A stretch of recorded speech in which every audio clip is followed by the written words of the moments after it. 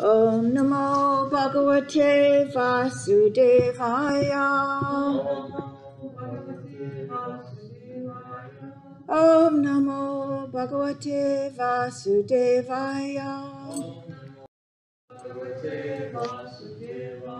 Om Namo Bhagavate Vasudevaya. Om Namo Bhagavate Vasudevaya.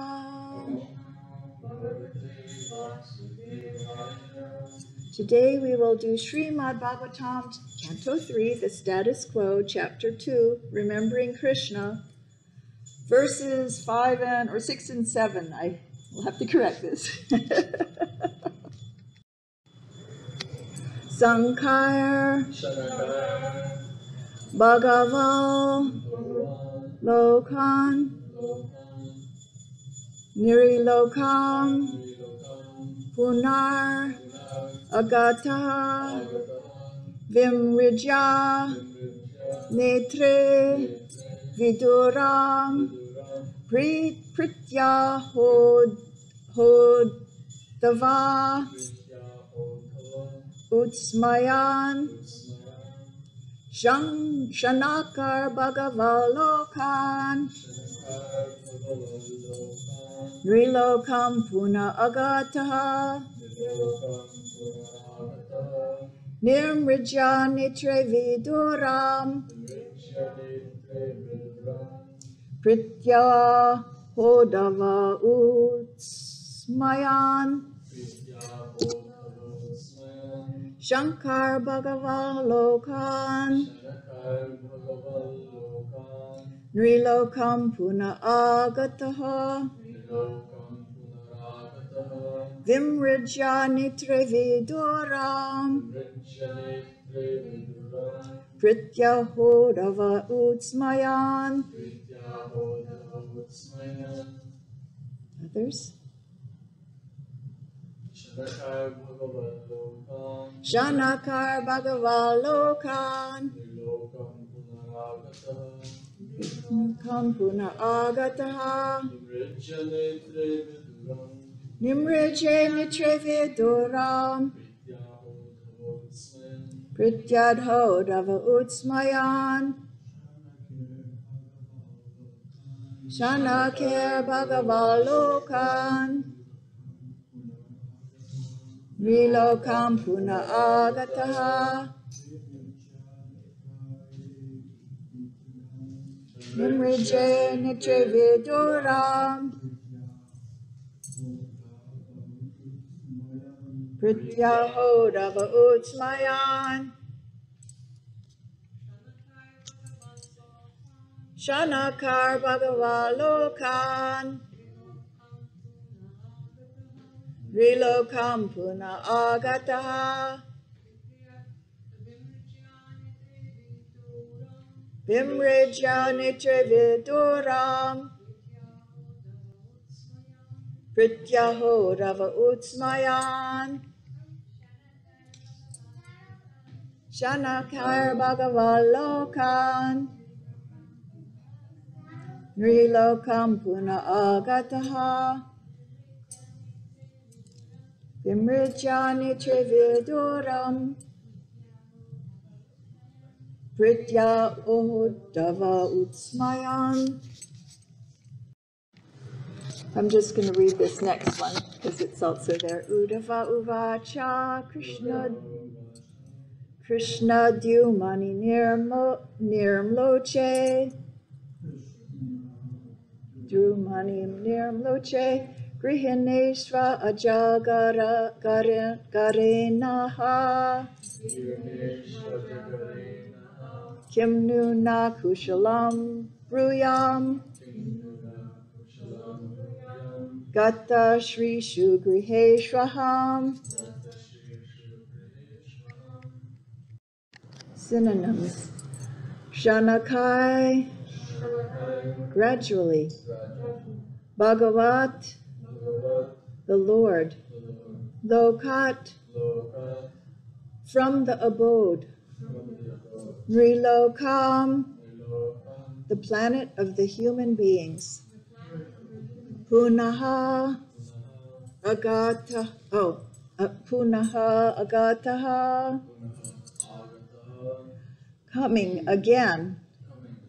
Vimritya, wiping. Netre, eyes.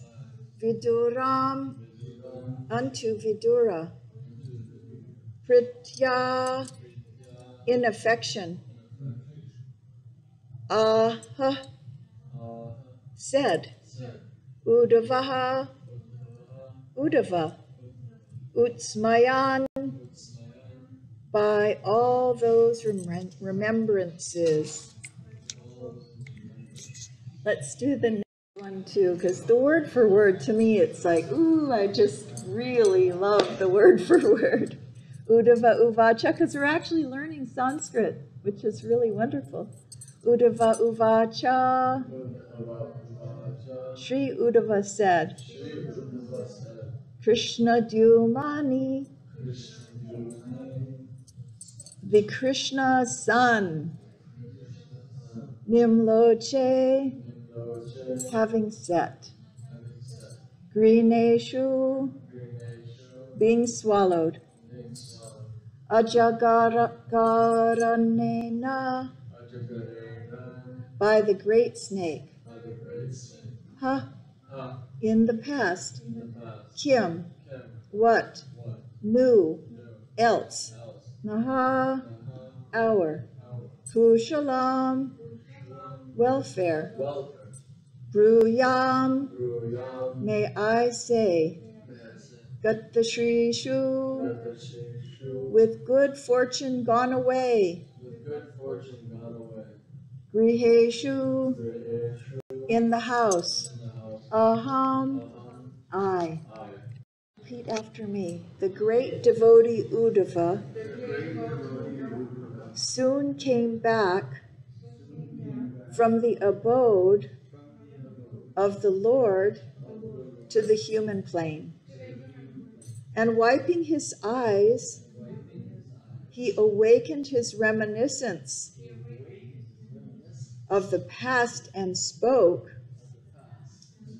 to Vidura in a pleasing mood. Sri Uddhava said, My dear Vidura, the Son of the world, Lord Krishna, has set, and our house has now been swallowed by the great snake of time. What can I say to you about our welfare? I mean, Bhagavatam is so poetic. The great snake of time that Krishna, the sun, has set. Oh, I mean, everything is just like you can understand how Krishna is in everything and everything is in Krishna. Every aspect of our existence, our days, our nights, the time. This is so beautiful.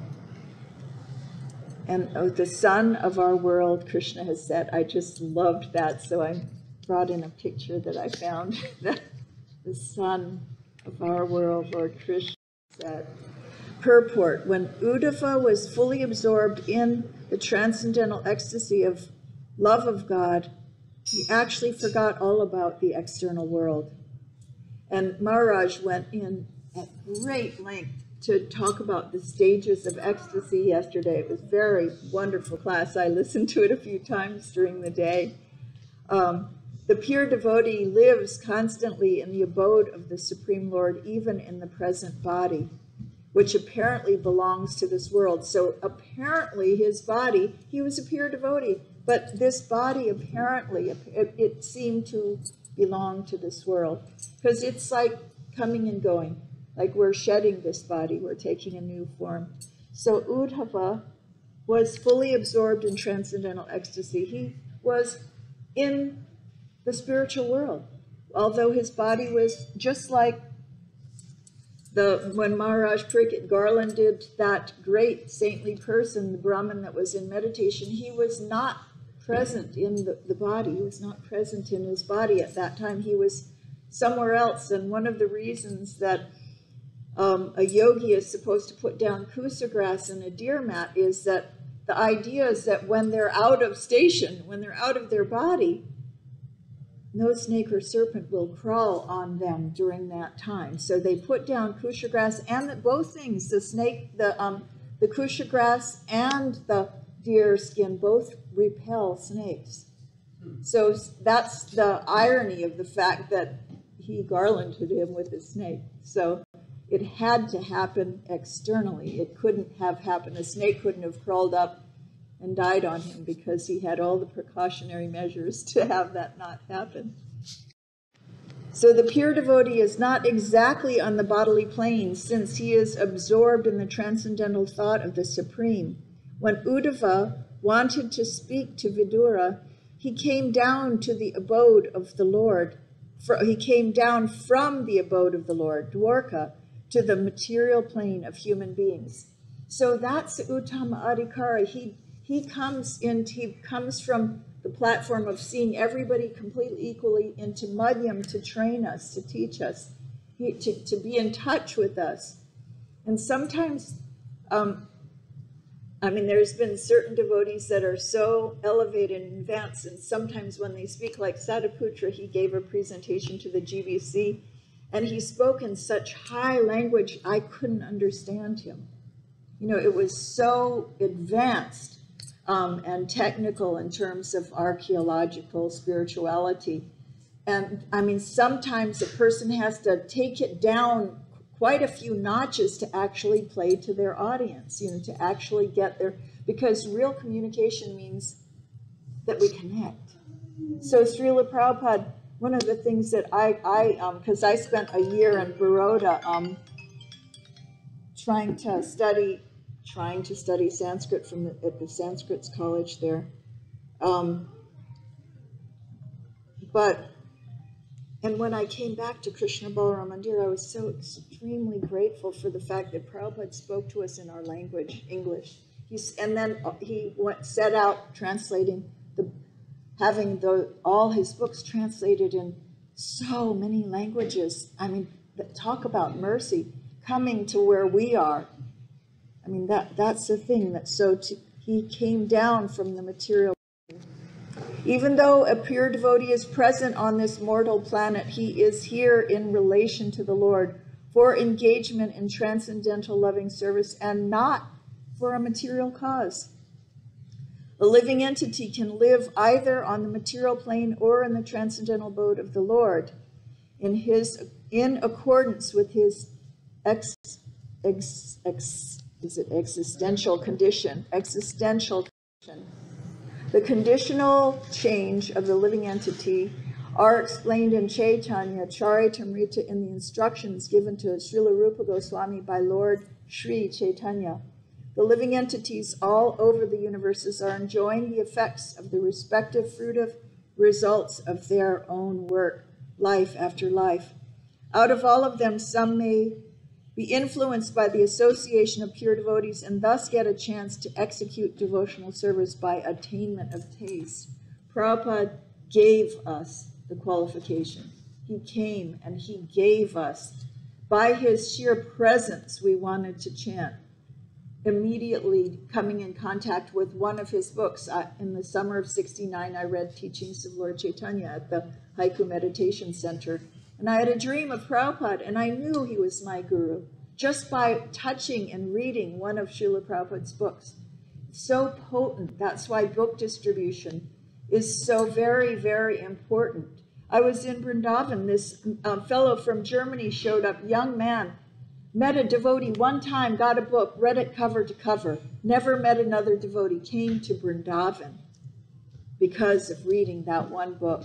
So I immediately put him with the other German devotees. He was wearing a leather jacket, so he looked, it was like, uh-oh, we knew he was new, brand new fellow. So the next time I saw him, he was wearing a blanket, chadar, and he was with the Germans, and he took off work for 6 months to go to Vrindavan.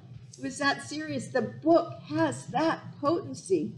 The guru The Uttama Adhikari has the potency just by the smallest contact. He opened up the Soviet Union by the small contact in the airport. He sent somebody in, I'm forgetting her name, but she's just wonderful devotee who they did plunder the storehouse of love of God, and they did distribute it like wildly, you know. It was just, and Prabhupada he infected them with the transcendental germ of Krishna consciousness, and it was a moment's association. So how fortunate we've been. This taste is the seed of devotional service, and one who is fortunate enough to have received such a seed is advised to sow it in the core of his heart, as one cultivates a seed by pouring water to fructify it. The seed of devotional service sown in the heart of the devotee may be cultured by pouring water in the form of hearing and chanting of the holy name and pastimes of the Lord. It's said by hearing and chanting, we're getting so much realization, and by reading the scriptures, it's confirmed. The more we chant, the more we really understand what the scriptures are telling us. Every time I read a particular chapter, it's like the first time I get a new perspective on what Prabhupada is gifting us with. It's never boring, like, oh, I read this before. It's not like that. The scriptures just open our hearts full of so much chit shakti, so much knowledge, so much understanding. The creeper of devotional service, so nourished, gradually grows, and the devotee acting as a gardener goes on pouring water of constant hearing and chanting. The creeper of devotional service gradually grows so high that it passes through the entire material universe and enters into the spiritual sky, growing still higher and higher till it reaches the planet Goloka Vrindavan. How fortunate. The devotee gardener is in touch with the abode of the Lord even from the material plane by dint of performing devotional service to the Lord simply by hearing and chanting. As a creeper takes shelter of another stronger tree, similarly the creeper of devotional service nourished by the devotee takes shelter of the lotus feet of the Lord and becomes fixed. So in every case, even our devotional creeper, it's winding and twining and taking support of the lotus feet of the Lord. When the creeper is fixed, when the fruit of the creeper comes into existence and the gardener who nourishes it is able to enjoy this fruit of love, his life becomes successful. That Uddhava attained. This stage is evident from his dealings. He could simultaneously reach the supreme planet and still appear in this world. And can you imagine someone who advises Krishna? Krishna is asking Uddhava for advice. Like that's a very, very amazing being. So in the purport of verse 7, it says the disappearance of the Krishna son may be explained as follows according to the commentary of Srila Vishwanath Chakravarti. Vidura was struck with great sorrow when he got the hint of the annihilation of the great Yadu dynasty, as well as of his own family, the Kuru dynasty. Uddhava could understand the grief of Vidura, and therefore he first of all wanted to sympathize with him by saying that after the sunset, everyone is in darkness. In this, there's a theme in Bhagavatam. It's connection to Krishna and separation from Krishna. You know, it's like the gopis are cursing Lord Brahma for making eyelids because that one moment where we can't see Krishna is it's like 12 years or more. It's very painful. So now Uddhava, who had so much association with Krishna, he's pining.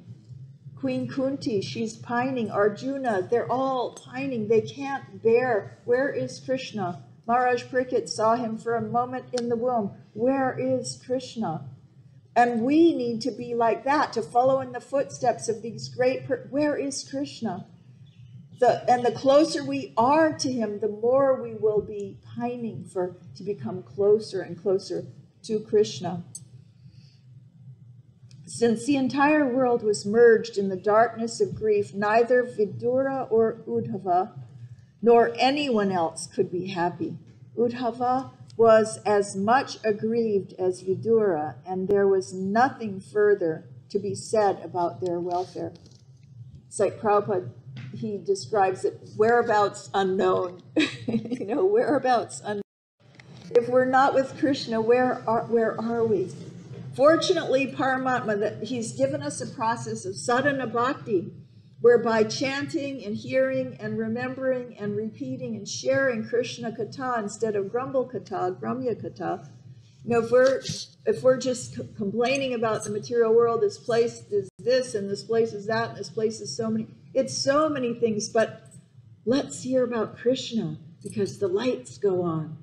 And it's like lights, camera, action, song, and dance. It's always a festival when Krishna is the center of our universe. Then we're celebrating Krishna consciousness. The comparison of Krishna to the sun is very appropriate. As soon as the sun sets, darkness automatically appears. But the darkness experienced by the common man does not affect the sun itself, either at the time of sunrise or sunset. Lord Krishna's appearance and disappearance are exactly like that of the sun. Why? Because the sun is always shining. It's just that our ability to see it is not there. He's on the other side, the earth is rotated, so the sun is shining on the other side of the earth. So in the same way, Krishna's pastimes are taking place somewhere. He is manifesting his Leela somewhere, even in this material world. And if we're really, really, really, really lucky and we share Krishna's prem with everybody that we meet, then we'll be able to go to where his pastimes are taking place here in his Boma Leela, here in this material world. It's not material, but we get to go there. We get a trial run, and it's incremental. He appears and disappears in innumerable universes. As long as he is present in a particular universe, there is all transcendental light in that universe. And that's evident at the time of Sri Chaitanya Mahaprabhu's advent here on the earth. The whole earth was inundated. The Renaissance came out. So much spiritual art was coming out. They didn't understand why, but Lord Chaitanya was there. So there was a Renaissance. There was a high tide of Krishna consciousness all over the entire earth. So without even knowing about just having the avatar of the Lord touching the earth surface, everybody on the earth was benefited. His pastimes, however, are everlasting. The Lord is always present in some universe, just as the sun is present in either the east or western hemisphere.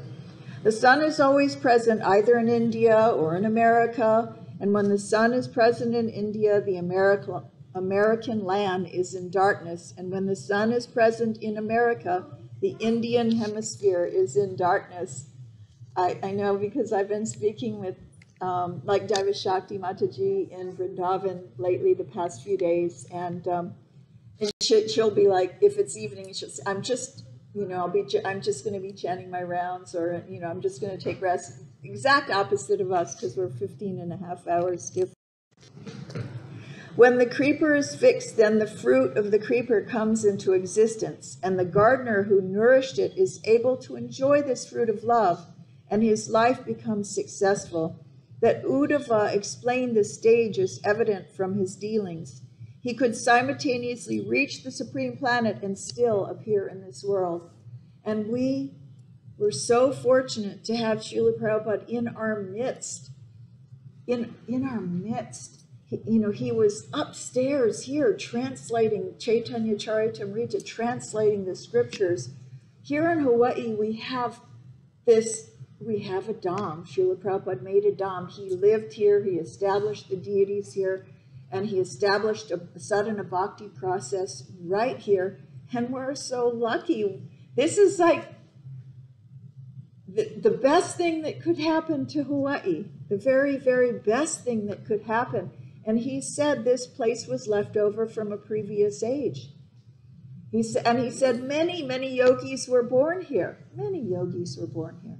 So this place was right, but he also saw the enjoying spirit was so huge here that he mercifully installed Panchatattva instead of the little Radha Krishna deities that he gave Govindadasi. At first, he was going to install these little Radha Krishnas. And then after spending some time here, he decided first Gornitai and then Panchatattva. Very, very mercifully, they graced us with their presence so that we can worship them without offense.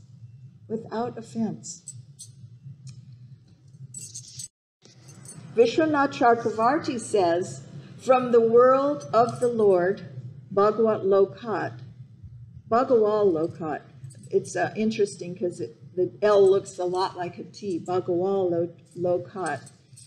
From Dwarka filled with eternal pastimes attained by his intense prema, he returned to external consciousness, Rilokam, again, attracted by the questions of Vidura. A second time his trance was broken. Oh, answer the questions of Vidura. He became amazed, Utsmayan, by remembering the skill with which Krishna performed acts such as relieving the world of its burden. Or he burst into a smile by his soothing advice given by the Lord, who had said, "Oh, Uddhava, please return to answer the questions of Vidura." So by the presence of the great devotee came back to grace us with an understanding of the darshan that he was actually getting. So if we surrendered to Krishna in this life, if we engaged our words, our mind, our body in service of Krishna, then we too can bless and benedict everyone that we meet. First, Uddhava brings out the philosophical conclusion in order to pacify Vidura, who is overcome with grief. By his own external appearance, he conveys the unfortunate condition of all those afflicted by the pain of separation from Krishna. When Krishna, like the sun, has set, how can I speak of the welfare of us? Our friends whom you asked about in houses swallowed by the darkness of lamentation taking the form of a huge snake. That lamentation has taken the form of a huge snake. It's swallowing us.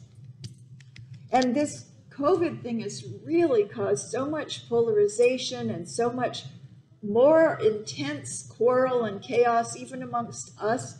And now with the internet, we're all big on, learning so many things that might not be eternal truths and thinking that we know. Yes, this Kali Yuga, 100,000 years is there, and we're only 5,000 years into it, so we've got a long way to go, and it's really be a good idea to get out of here, make a solution to this samsara. You can imagine we're just at the onset, and it's almost unbearable for the devotee. It's suffering. Everything's chewing the chew. The pleasures of this world are just same old over and over. At best, that's if you get them. But what are they? It's like eating, sleeping, mating, defending. The animals are doing. So that's it? That's it? Are you kidding? That can't, for the human being, that will never satisfy us. Never. Well, in a particular place, one sees the setting of the sun deity along with his associates and his charioteer within the zodiac. In other places, people see the sun rising, as in the position of forenoon or noon. So that sun is driving around in his chariot. In looking on the internet, I saw that the NASA scientists are saying that the sun is in its 25th orbit. It actually does an orbit, and they're showing they have these charts with the sun in orbit, the 25th orbit. So it's going around too. It's got a bigger orbit than we have. Similarly, when Krishna, who immerses the universe in his sweet pastime, is seen to disappear from one universe along with his devotees in Gokula, Mathura, and Dwarka, he is seen to appear in other universes performing such pastimes such as birth, rasa dance, killing Kamsa, and marrying Rukmini. So we can tune into that channel by reading Krishna book, by engaging in Krishna consciousness. We can tune into the Krishna Bhakta channel and just focus on Krishna, so that it's like training our consciousness. So at the time of death, we will attain that state of being without fail. Let's not deviate. Let's not go here or there. No, let's not argue about some dumb thing that might occupy a couple of years in the history of humanity. A blip on the screen compared to the eternality of Krishna's Leela. The rising noontime and the setting of the sun are not actually different forms of the sun, since they are appearances only. However, Krishna's birth and other actions are not apparent, but real, since they are all eternal. This is the difference. It has been shown that all of the pastimes of the Lord are eternal in the first canto, and in the 10th canto, this is again shown with evidence. Just as in a country affected by the setting sun, darkness appears, the lotuses wither, the chakravaka birds lament, and thieves and dacoits and rakshasas and ghosts become joyful. When Krishna disappears from one universe, the world is devoured by the snake of lamentation, and righteous people wither. The devotees lament, the devatas in charge of religion become unsettled, and the irreligious people rejoice. This is indicated by Uddhava's statement about being devoured by the snake.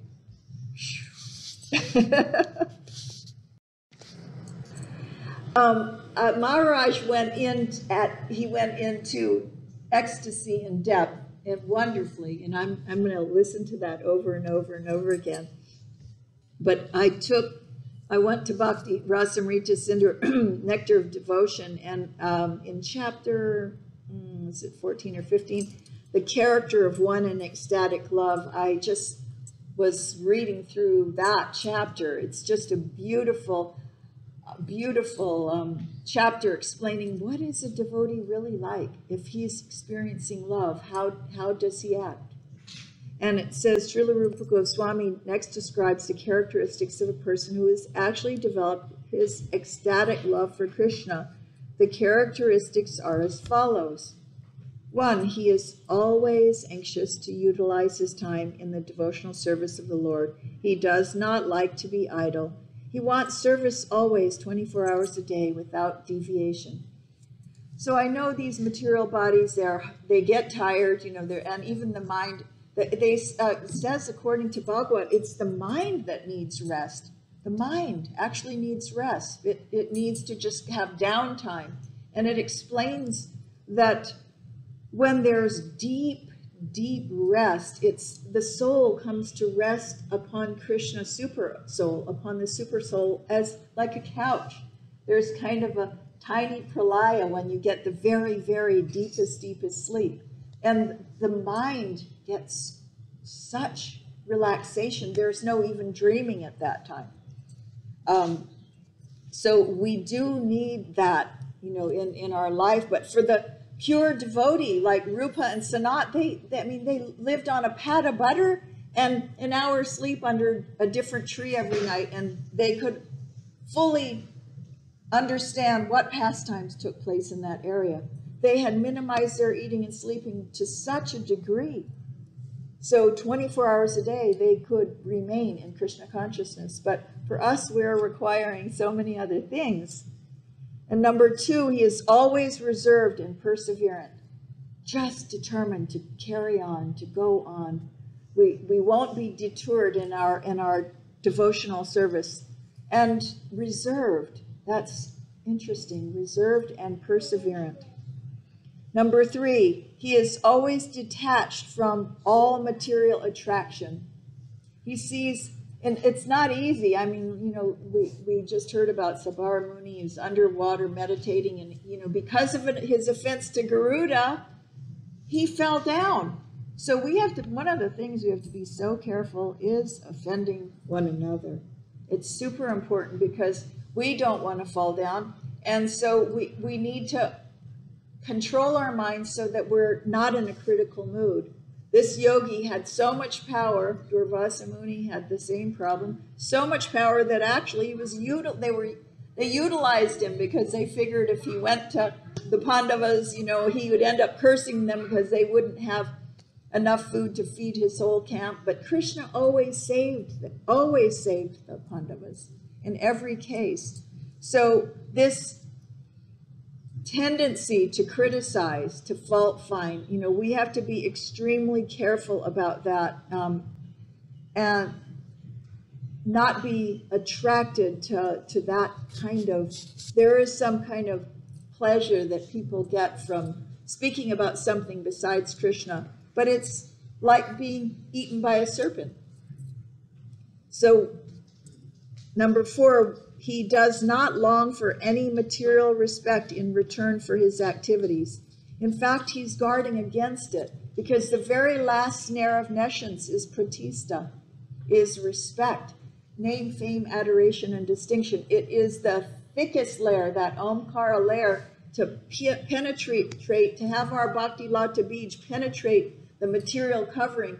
That is the last, absolute last layer, and it's the thickest layer of all. It can loop us right back down if we need name, fame, adoration, and distinction. If we need credit, we have to be very careful to be detached from that.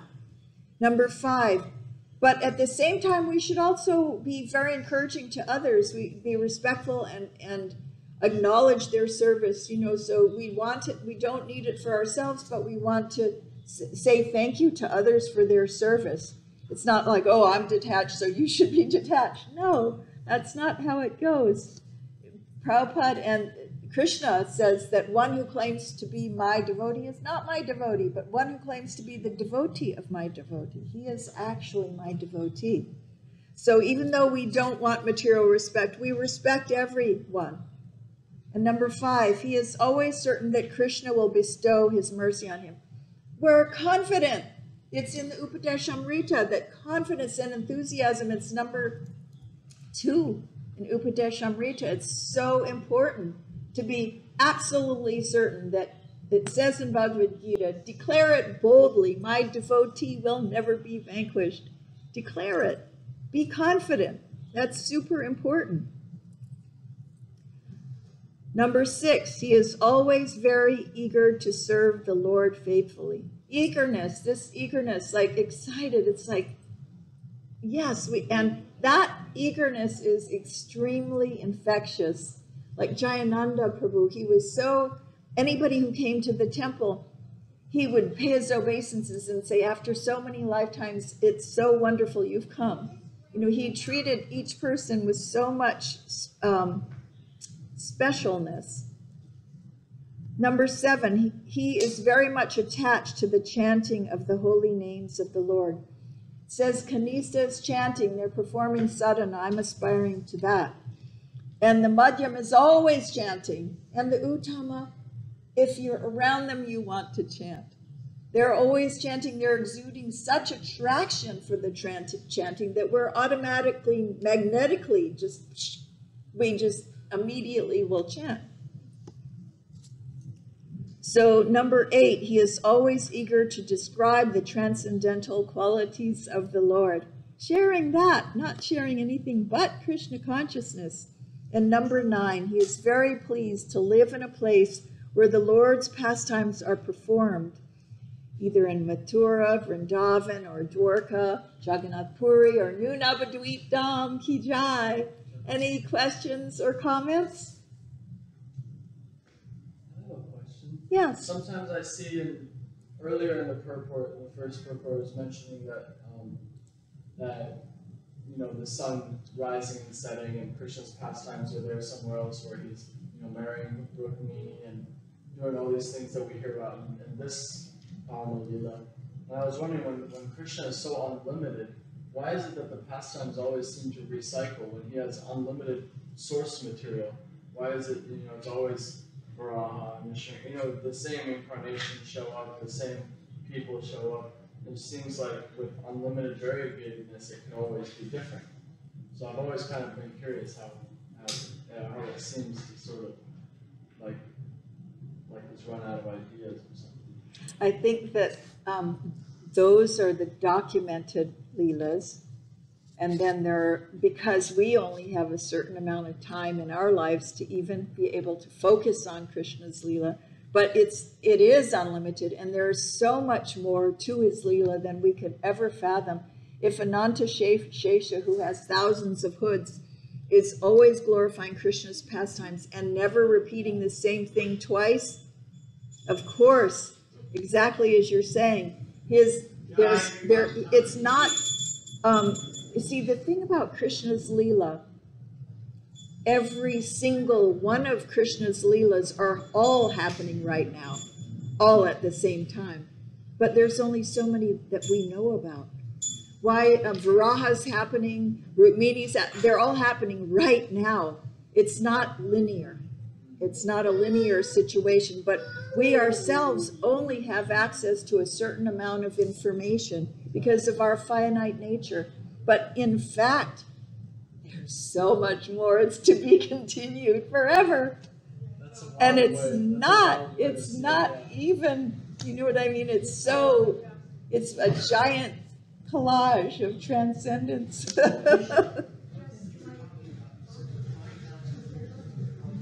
Mm-hmm.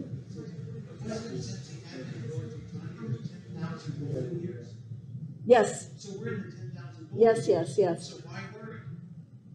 Because there's an urgency to become Krishna conscious today. We don't worry, but we choose Krishna. Yes, we'll choose Krishna today.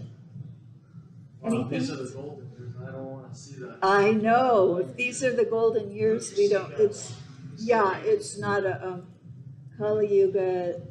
Well, any yuga. I mean, in the absence of Krishna. But this one's poignant. It's being swallowed by a snake. We're being swallowed by a snake of time.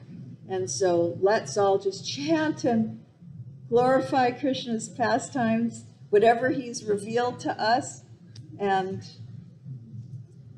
life will be, Prabhupada said if 2% of the population became Krishna conscious, it would push back this Kali Yuga. It'd be like Vaikuntha without only 2%.